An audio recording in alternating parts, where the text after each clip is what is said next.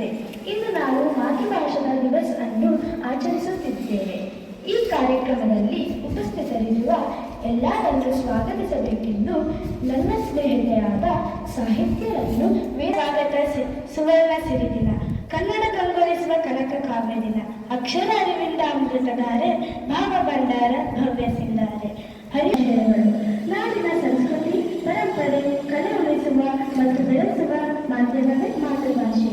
ಈ ಮಾತೃಭಾಷಾ ಕಾರ್ಯಕ್ರಮದಲ್ಲಿ ಉಪಸ್ಥಿತರಿರುವಂತಹ ಶ್ರೀ ಪ್ರಧಾನಾಚಾರ್ಯರಿಗೆ ನಿಮ್ಮೆಲ್ಲರ ಪರವಾಗಿ ಗೌರವಪೂರ್ವಕ ಸ್ವಾಗತವನ್ನು ಬಯಸುತ್ತೇನೆ. ಹಾಗೆಯೇ ಈ ಒಂದು ಸುಂದರ ಕಾರ್ಯಕ್ರಮದಲ್ಲಿ ಉಪಸ್ಥಿತರಿರುವಂತಹ ಎಲ್ಲ ದೀನಿ ಮತ್ತು ಹಾಗೆಯೇ ನನ್ನ ಪ್ರೀತಿಯ ಸಹೋದರ ಸಹೋದರಿಯರಿಗೆ ಈ ಕಾರ್ಯಕ್ರಮಕ್ಕೆ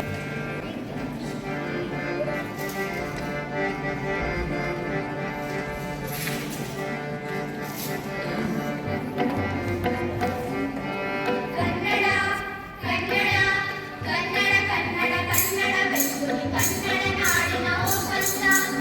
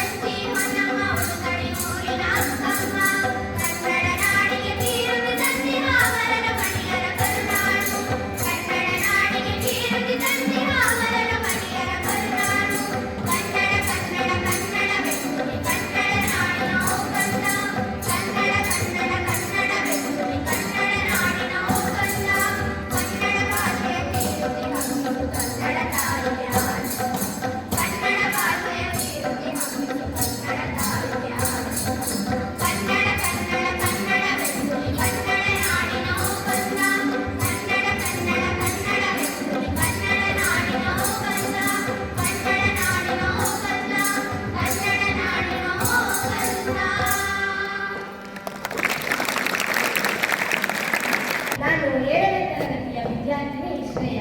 ಇಂದು ತಮ್ಮೆಲ್ಲರಿಗೂ ಮಾತೃಭಾಷೆಯ ದಿನದ ಮಹತ್ವವನ್ನು ತಿಳಿಸಲು ಇಚ್ಛಿಸುತ್ತೇನೆ. ಮಾತೃಭಾಷೆಯ ದಿನವನ್ನು ಪ್ರತಿ ವರ್ಷ 21 ಫೆಬ್ರವರಿಯಂದು ವಿಶ್ವಾದ್ಯಂತ ಆಚರಿಸಲಾಗುತ್ತದೆ. ಈ ದಿನವನ್ನು ಯುನೈಟೆಡ್ ನೇಷನ್ಸ್ನವರ ಯುನೆಸ್ಕೋ ಸಂಸ್ಥೆಯು 1999ರಲ್ಲಿ ಘೋಷಿಸಿತು. ಮಾತೃಭಾಷೆಯ ದಿನದ ಮಹತ್ವ ಪ್ರತಿಯೊಬ್ಬರ ಮಾತೃಭಾಷೆಯ ಗೌರವ, ಸಂರಕ್ಷಣೆ, ಒತ್ತಡ ನೀಡುವುದು, ಭಾಷಾ ವೈವಿಧ್ಯತೆ ಹಾಗೂ ಬಹುಭಾಷಿಕತೆಯನ್ನು ಉತ್ತೇಜಿಸುವುದು, ನಾಶವನ್ನು ತಡೆದು ಸ್ಥಳೀಯ ಭಾಷೆಗಳ ಬಳಕೆ ಹೆಚ್ಚಿಸುವುದು, ಶಿಕ್ಷಣದಲ್ಲಿ ಮಾತೃಭಾಷೆಯ ಮಹತ್ವವನ್ನು ತಿಳಿಸುವುದು. ಈ ದಿನದ ನೋಡುವುದಾದರೆ 1952ರಲ್ಲಿ ಬಾಂಗ್ಲಾದೇಶ, ಆಗಿನ ಪೂರ್ವ ಪಾಕಿಸ್ತಾನದ ಎಲ್ಲ ವಿದ್ಯಾರ್ಥಿಗಳು ತಮ್ಮ ಮಾತೃಭಾಷೆ ಬೆಂಗಾಳಿಗೆ ಮಾನ್ಯತೆಗಾಗಿ ಹೋರಾಟ ನಡೆಸಿದರು. ಈ ಹೋರಾಟದಲ್ಲಿ ಪ್ರಾಣತ್ಯಾಗ ಮಾಡಿದವರ ಸುಮಾರು ವಿದ್ಯಾರ್ಥಿಗಳ ಸ್ಮರಣಾರ್ಥವಾಗಿ ಈ ದಿನವನ್ನು ಆಚರಿಸುತ್ತೇವೆ. ಕನ್ನಡ ನಮ್ಮ ಮಾತೃಭಾಷೆ, ಅದನ್ನು ಉಳಿಸಿ ಬೆಳೆಸುವುದು ನಮ್ಮ ಕರ್ತವ್ಯ. ಮನೆ, ಶಾಲೆ ಮತ್ತು ಸಮಾಜದಲ್ಲಿ ಮಾತೃಭಾಷೆಯ ಬಳಕೆ ಮಾಡುವುದು, ಸ್ಥಳೀಯ ಭಾಷೆಗಳಲ್ಲಿ ಓದು, ಬರಹ, ಸಾಹಿತ್ಯ ಮತ್ತು ಸಂಸ್ಕೃತಿಯನ್ನು ಬೆಳೆಸುವುದು, ಮಕ್ಕಳಿಗೆ ಮಾತೃಭಾಷೆಯ ಮೇಲಿನ ಪ್ರೀತಿ ಮತ್ತು ಗೌರವ ಬೆಳೆಸುವುದು. ಮಾತೃಭಾಷೆ ನಮ್ಮ ಗುರುತು, ಅದನ್ನು ಉಳಿಸಿ ಬೆಳೆಸುವುದು ನಮ್ಮ ಜವಾಬ್ದಾರಿ. ಕನ್ನಡ ಭಾಷೆಯು ಶಾಸ್ತ್ರೀಯ ಭಾಷೆಯ ಮಾನ್ಯತೆ ಪಡೆದ ಭಾರತದ ಪ್ರಮುಖ ಭಾಷೆಯಾಗಿದೆ. ಇದು ಅತ್ಯಂತ ಶ್ರೀಮಂತ ಸಾಹಿತ್ಯ ಮತ್ತು ಸಂಸ್ಕೃತಿಯನ್ನು ಪ್ರತಿನಿಧಿಸುವುದಲ್ಲದೆ ಜ್ಞಾನಪೀಠಗಳೊಂದಿಗೆ ದಕ್ಷಿಣ ಭಾರತದ ಸಾಹಿತ್ಯಕ ಮೇರುಮಟ್ಟವನ್ನು ಎತ್ತಿ ಹಿಡಿಯುತ್ತದೆ. ಕರ್ನಾಟಕದ ಅಧಿಕೃತ ಭಾಷೆಯಾಗಿ ಇದು ಸಾಂಸ್ಕೃತಿಕ ಗುರುತನ್ನು ಸಹ ಎತ್ತಿ ಹಿಡಿಯುತ್ತದೆ. ಕನ್ನಡ ಭಾಷೆಯ ಮಹತ್ವದ ಪ್ರಮುಖ ಅಂಶಗಳು: ಪ್ರಾಚೀನತೆ ಮತ್ತು ಶ್ರೀಮಂತ ಸಾಹಿತ್ಯ ನೋಡುವುದಾದರೆ ಕನ್ನಡವು ಸುಮಾರು 1500 ವರ್ಷಗಳಿಗಿಂತಲೂ ಹಳೆಯದಾದ ಭಾಷೆಯಾಗಿದ್ದು, ಹಲ್ಮಿಡಿ ಶಾಸನ ಕ್ರಿಸ್ತ ಶಕ 450 ಇದರ ಪುರಾತನತೆಗೆ ಸಾಕ್ಷಿಯಾಗಿದೆ. ಪಂಪಾರನ್ನ ಪೂರ್ಣ ಎಂಬ ತ್ರಿರತ್ನಗಳ ಕಾವ್ಯ, ಸಂಸ್ಕೃತಿ ಮತ್ತು ಸಾಹಿತ್ಯ ವಚನವು ಕನ್ನಡ ಸಾಹಿತ್ಯವನ್ನು ಶ್ರೀಮಂತಗೊಳಿಸಿದೆ. ಅಭಿಜಾತ ಭಾಷೆ: ಕನ್ನಡವು ಭಾರತದ 4ನೇ ಸ್ಥಾನದೊಂದಿಗೆ ಅಭಿಜಾತ ಭಾಷೆ ಎಂದು ಗೌರವವನ್ನು ಪಡೆದಿದೆ. ಜ್ಞಾನಪೀಠ ಪ್ರಶಸ್ತಿಗಳು: ಕನ್ನಡ ಸಾಹಿತ್ಯವು ಅತಿ ಹೆಚ್ಚು, ಅಂದರೆ 8 ಜ್ಞಾನಪೀಠ ಪ್ರಶಸ್ತಿಗಳನ್ನು ಪಡೆದು ಕನ್ನಡ ಸಾಹಿತ್ಯದ ಮೇರುಮಟ್ಟವನ್ನು ಹೆಚ್ಚಿಸುತ್ತದೆ. ಸಾಂಸ್ಕೃತಿಕ ಗುರುತು: ಕನ್ನಡವು ಕೇವಲ ಸಂವಹನೆಯ ಮಾಧ್ಯಮವಲ್ಲ, ಬದಲಾಗಿ ಕರ್ನಾಟಕದ ಇತಿಹಾಸ, ಕಲೆ, ಸಂಗೀತ ಮತ್ತು ಸಂಸ್ಕೃತಿಯನ್ನು ಪ್ರತಿನಿಧಿಸುವ ಹೆಮ್ಮೆಯಾಗಿದೆ. ಆಡಳಿತ ಮತ್ತು ಶಿಕ್ಷಣ ಭಾಷೆ ನೋಡುವುದಾದರೆ ಇದು ಕರ್ನಾಟಕದ ಅಧಿಕೃತ ಮತ್ತು ಆಡಳಿತ ಭಾಷೆಯಾಗಿದ್ದು, ದೈನಂದಿನ ಜೀವನದಲ್ಲಿ ಶಿಕ್ಷಣ ಮತ್ತು ಮಾಧ್ಯಮಗಳಲ್ಲಿ ಪ್ರಮುಖ ಪಾತ್ರ ವಹಿಸುತ್ತದೆ.